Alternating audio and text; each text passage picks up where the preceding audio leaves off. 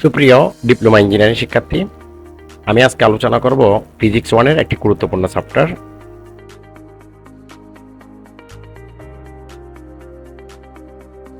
এটি হলো পৃষ্ঠটান। তো পৃষ্ঠটানের একটি গুরুত্বপূর্ণ প্রশ্ন পরীক্ষায় আসবে বড় প্রশ্ন হিসেবে। প্রশ্নটি হলো কৌশিক নল কাকে বলে, নলের পৃষ্ঠটান নির্ণয়ের রাশিমালা প্রতিপাদন করো। তো এই প্রশ্নটি পড়ার আগে আমাদেরকে প্রথমে জানতে হবে কৌশিক নল কাকে বলে। তো কৌশিক নল হচ্ছে চুলের মতো সরু ছিদ্র বিশিষ্ট কোনো নলকে আমরা কৌশিক নল বলবো।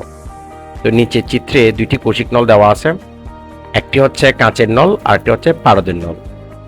কাঁচের নলের যে বৈশিষ্ট্য সেটি হলো কাঁচের নলের সাথে আমরা জানি পানির আসক্তি বেশি থাকে, আর পারদের ক্ষেত্রে পানির আসক্ত কম থাকে। তো আসক্তি বল যদি সংশক্তি বলের চেয়ে বেশি হয় পানি উপরের দিকে উঠবে, আর আসক্তি বল যদি শক্তি বলের চেয়ে যদি কম হয় তাহলে পানি নিচের দিকে নামবে। এই উঠা এবং নামা এই বিষয়টাকে আমরা বলবো কৌশিকতা। তো একটা পাত্রে আমরা কিছু পরিমাণ পানি নিলাম, এই পানির মধ্যে ওই যে কাঁচের নল সেটি ডুবানো হলো। যে পানির লেয়ার সেটির চেয়ে পাত্রের নলের ভিতরে পানির লেয়ার অনেক উপরে উঠে যাবে। তো এটির কারণ হচ্ছে পৃষ্ঠটানের কারণ। এখন আমরা পৃষ্ঠটানের মূল যে ব্যাখ্যা সেটা দেখে আসি।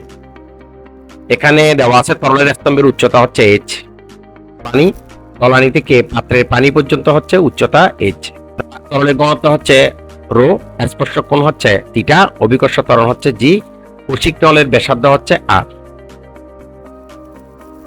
এই যে কোণটা উৎপন্ন হলো পানির, সে কোণটাকে আমরা স্পর্শক কোণ বলবো, যাকে থিটা দিয়ে প্রকাশ করা হয়, আর পানির যে ঘনত্ব তাকে আমরা রো দিয়ে প্রকাশ করলাম, আর পানির যে ত্বরণ সেটা হলো অভিকর্ষ ত্বরণ, আর এটির ব্যাসার্ধ হলো r এবং উচ্চতাও r।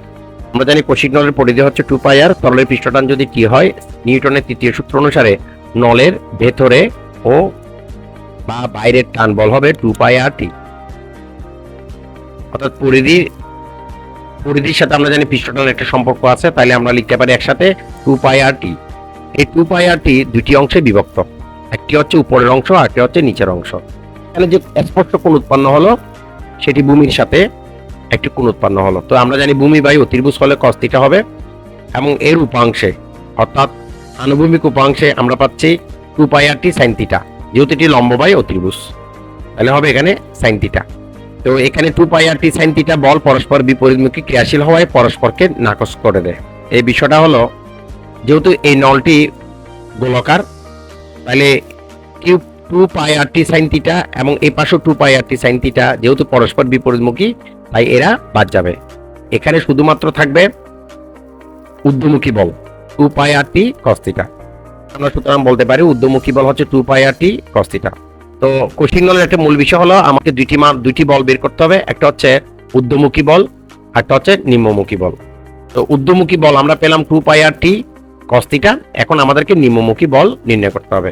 তো নিম্নমুখী বল নির্ণয় করতে গেলে আমাদেরকে তিনটি আয়তন নির্ণয় করতে হবে।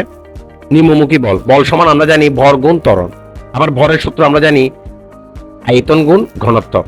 আয়তনের সাথে ঘনত্ব এবং অভিকর্ষ ত্বরণ থাকবে, এক্ষেত্রে আমাদেরকে আয়তন নির্ণয় করতে হবে। প্রথমটি হচ্ছে সিলিন্ডারের আয়তন।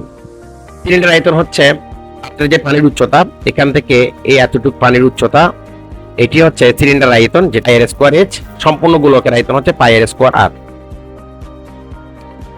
এই যে সম্পূর্ণ গোলক, এই সম্পূর্ণ গোলকের আয়তন হচ্ছে πr স্কয়ার r, এখানে উচ্চতা হচ্ছে r, তাহলে h এর পরিবর্তে আমরা দিলাম এখানে r।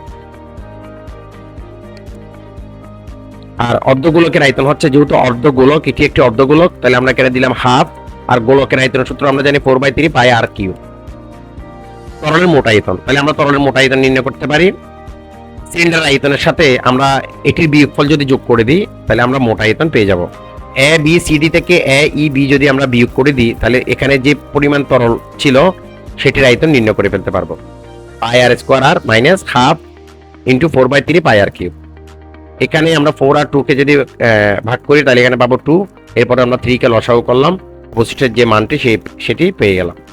নিম্নমুখী বলের মান আমরা পেলাম, তাহলে নিম্নমুখী বল হচ্ছে আয়তন গুণ ঘনত্ব অভিকর্ষ ত্বরণ, তাহলে আয়তনের মোট আয়তনের মান পেয়ে গেলাম আমরা, এখানে সেটি বসালাম আর এখানে রোজি দিলাম। তাহলে আমরা জানি ঊর্ধ্বমুখী বল সমান নিম্নমুখী বল। ঊর্ধ্বমুখী বল ছিল আমাদের 2πr/t cos θ, আর নিম্নমুখী বল আমরা এই মাত্র বের করলাম, সেটি এখানে বসালাম। এখান থেকে আমাদেরকে যেটি নির্ণয় করতে হবে সেটা হচ্ছে টি এর মান নির্ণয় করব। তাহলে টিটাকে আমরা রেখে দিব, আর 2πr cos θ ও পাশে নিয়ে যাব, ও পাশে গেলে এটি হয়ে যাবে ভাগ।